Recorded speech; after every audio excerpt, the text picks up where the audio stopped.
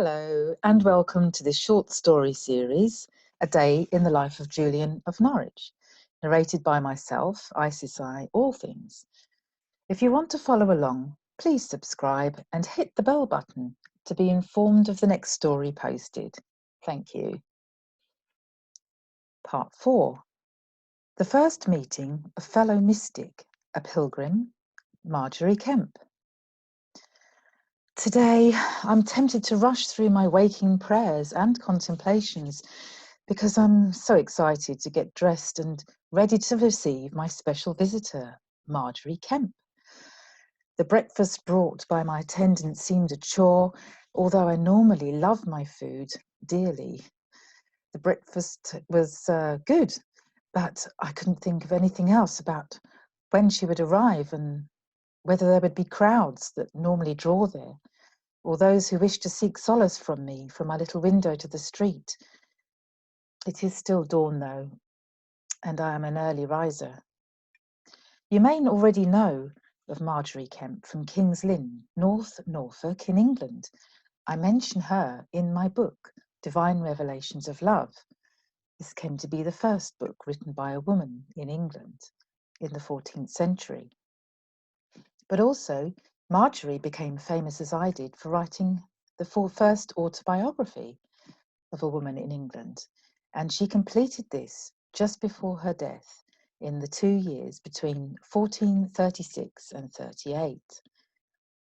It's strange that both our writings nearly vanished, and they were as if remaining hidden for hundreds of years.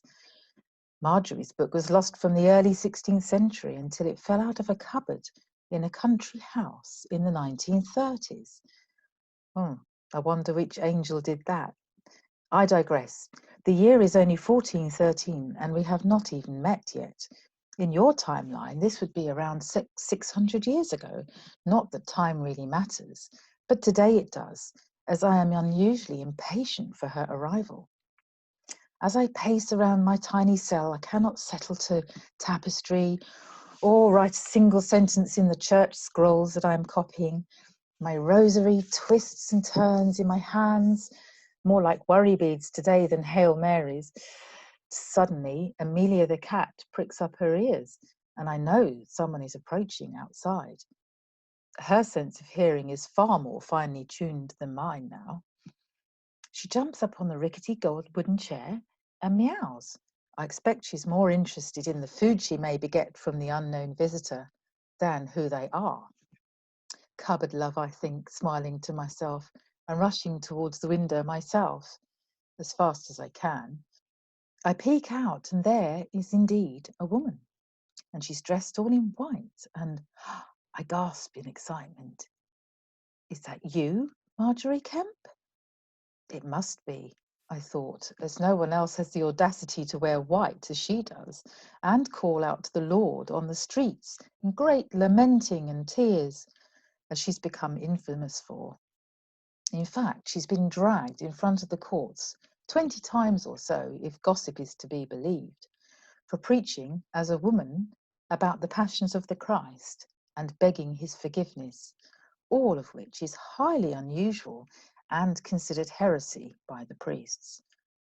Till now, she's managed to talk her way out of being imprisoned, or worse, burnt at the stake as a heretic. I cannot wait to hear how she reasoned with them in order to be set free. She sounds a courageous and brave woman indeed. What an amazing oracle she must be. A younger voice than mine calls out loudly my name. Mother Julian, are you arisen?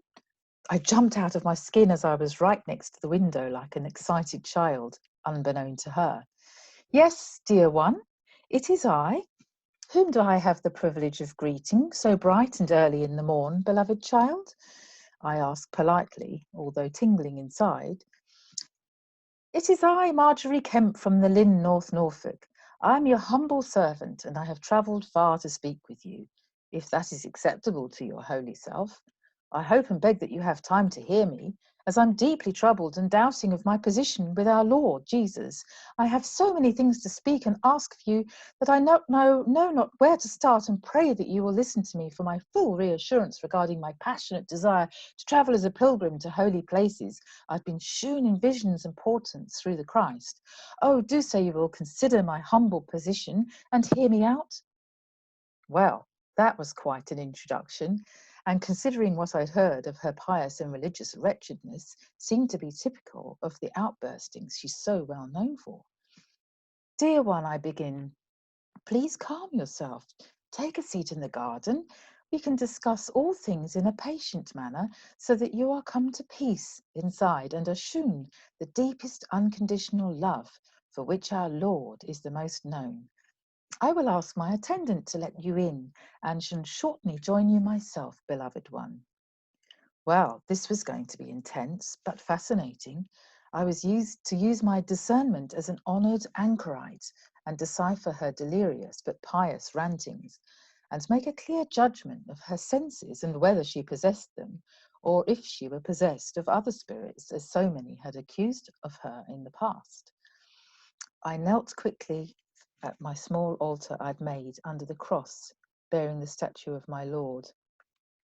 I said a hurried and heartfelt prayer for his guidance and assistance in this matter. I, for one, knew how it felt to be delirious with fever when upon my deathbed at the tender age of 30, receiving visions which others could have thought were the rantings of someone with a high fever. That was in 1372, though over 40 years ago now, and I am grown to a ripe old age. My heart was now centred in love and empathy as I rose creakily from my kneeling hassock and walked purposefully but a little shakily towards the tiny door into the garden. I would need to guide her to start at the beginning of her story so as not to be confused from the outset with all the details of her desires. My mind is not quite as clear as it used to be. This was going to be a long but interesting day indeed. Thank you for listening. I look forward to joining you in part 5, The Blessing for Margery Kempe. Stay safe and be well, and all shall be well. Blessings.